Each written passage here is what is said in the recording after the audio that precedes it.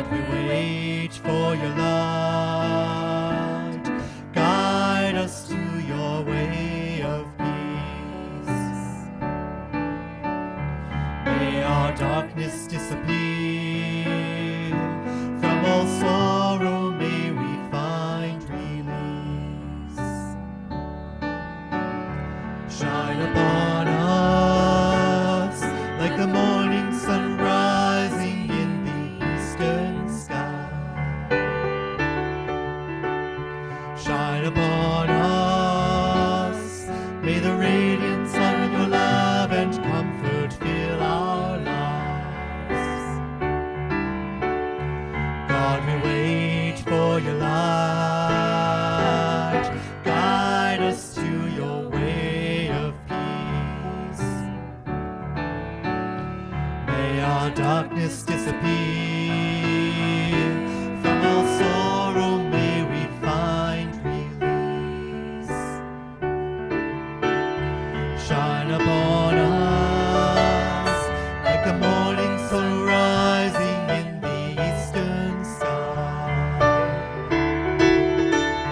Shine upon us, may the radiance of your love and comfort fill our lives. God, we wait for your light. Guide us to the way of peace. May our darkness disappear. From all sorrow may we find release. Shine upon us. Shine upon us. Shine upon us. Shine upon us.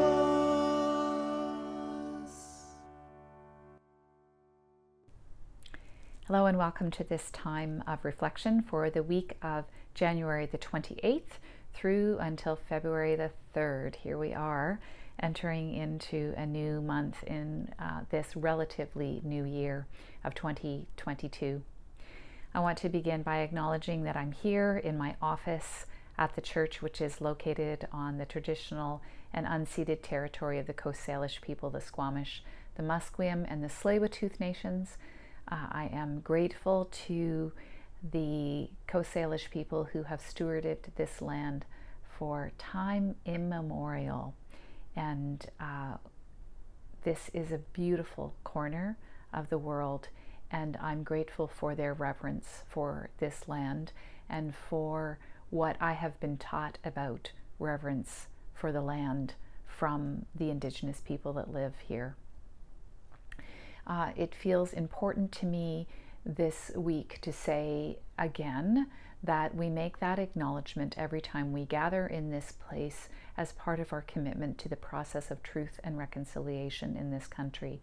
And I'm wearing my orange shirt today because this week, of course, there have been another 93 suspected burial sites discovered here in British Columbia in Williams Lake. And so the reality of being in right relationship and working towards reconciliation is that we need to face into the truth of our history. And so this week, yet again, the truth of our history is before us, and I have an ache in my heart for our Indigenous siblings who are dealing with that news, yet again, the way that it traumatizes and re-traumatizes them. And I have hope in my heart for those of us who have a history of colonization on this land, that these realities might not immobilize us, but rather that they might instill in us a deeper commitment to be about this work. So it's interesting. I wonder if that somehow ties into our theme for this season about letting our light shine, letting it shine into the dark places in our lives, letting it shine into the fullness of what the light within us and among us really is and can be.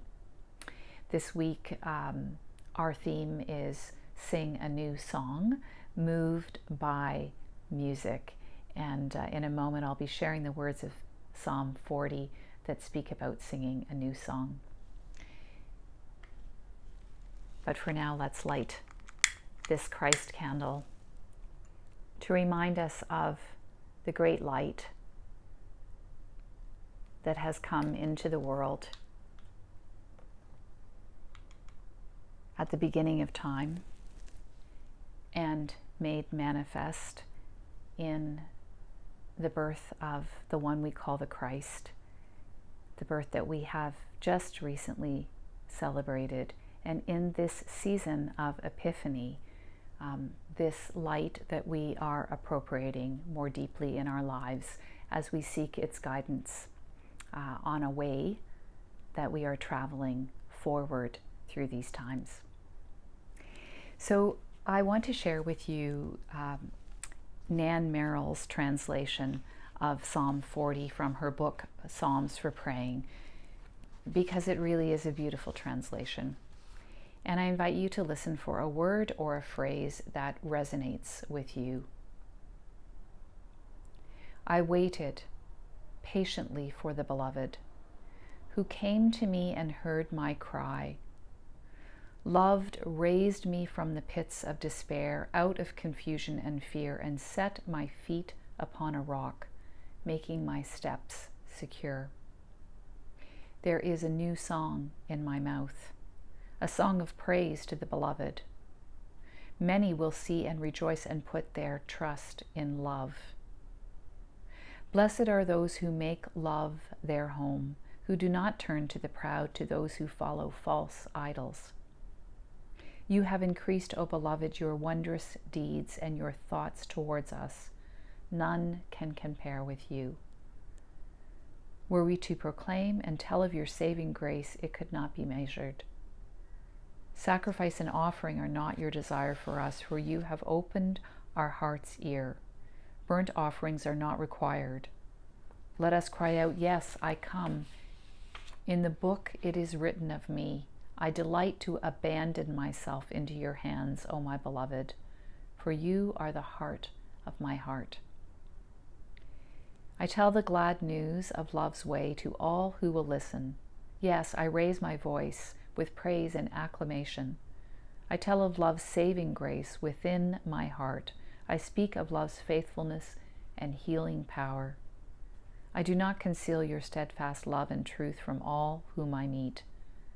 Do not, O beloved, withhold your mercy from me. Let your steadfast love and faithfulness ever preserve me. For fears so often overwhelm me. My desires in anger cause me to be blind. I look away when I see injustice. My heart becomes cold. In your mercy, O beloved, deliver me. O love, make haste to help me. Let my fears be put to rest, fears that separate me from you. Let all that keeps me from love, from peace and gratitude, be transformed within me. And may all who seek love rejoice and be glad. May all who would live truth and justice continually call upon love. As for me, though often broken and weak, I know that love dwells within. As loving companion presence, O beloved, you are my hope and my joy.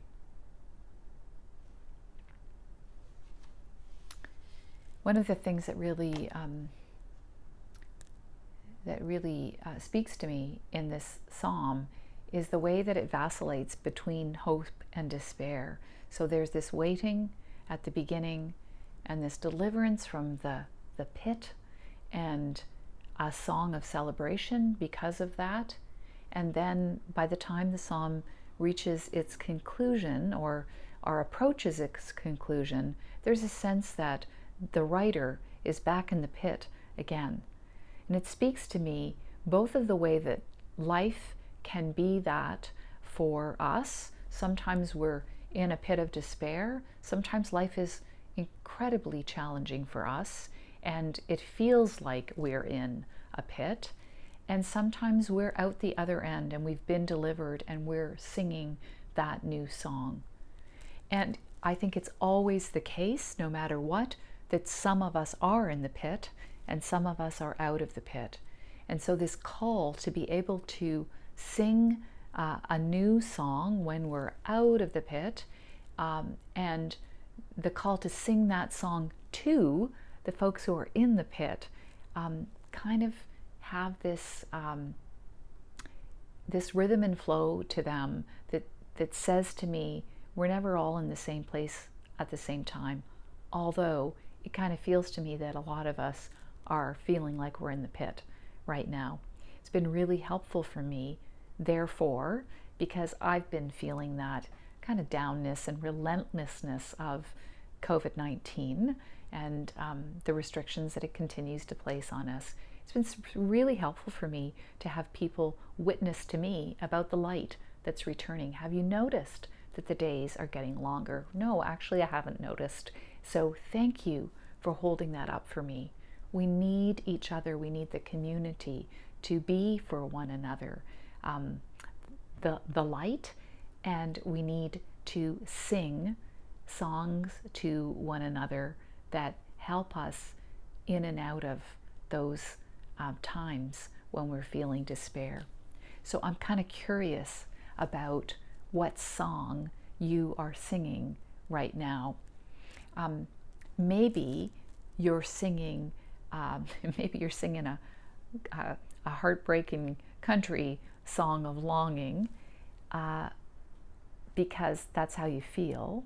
Or maybe you're singing, or at least listening to, the kinds of songs that lift us up when we are in the pit.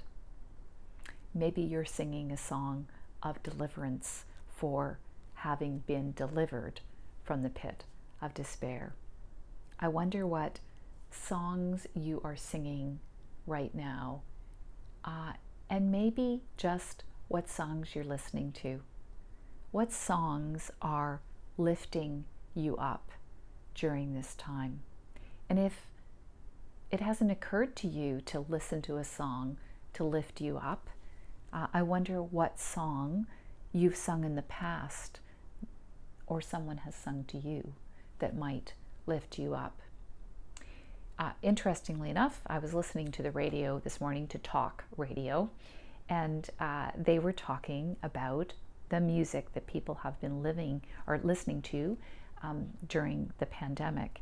And they've been doing that statistically through downloads that people have been making on their various music platforms. And what people have been downloading, for the most part, have been old songs. There's a whole bunch of reasons for that was explained in this commentary, this piece that I was listening to today. But they talked a bit about nostalgic music and how there's been a revival of nostalgic music during the pandemic.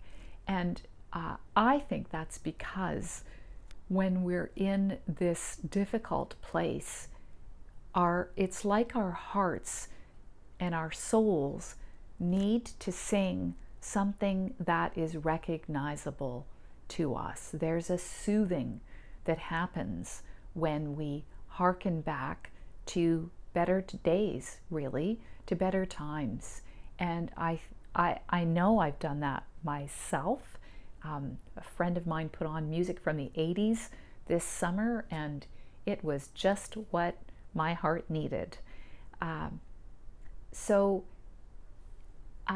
we may be singing old songs right now, and maybe that's okay that we're singing old songs, or we're drawing comfort from old songs, because the promise in this psalm, which is a song, another word for a psalm, the song that was sung to us today in our reading, the lyrics, the promise is that we will be delivered, that we can call upon love's presence when we are in the places of despair, and love will respond.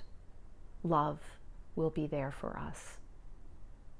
And then we're called to share that love, to shine that light for others who are still in that place, or maybe who are in that place with us.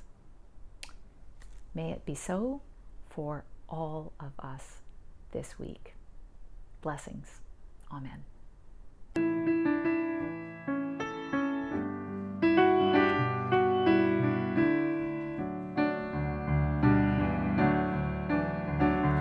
Shine upon us like the morning sun rising in the eastern sky.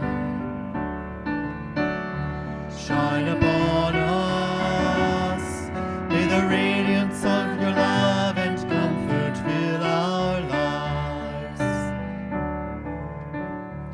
God, we wait for your light. Guide us to your way of peace. May our darkness disappear. From all sorrow may we find release. Shine upon us like the morning sun rising in the eastern sky. Shine upon us, may the radiance of your love and comfort fill our lives. God, we wait for your light. Guide us to your way of peace. May our darkness disappear. From all sorrow may we find release. Shine upon us like the morning sun rising in the eastern sky. Shine upon us, may the radiance of your love and comfort fill our lives. God, we wait for your light. Guide us to the way of peace. May our darkness disappear. From all sorrow may we find release. Shine upon us. Shine upon us. Shine upon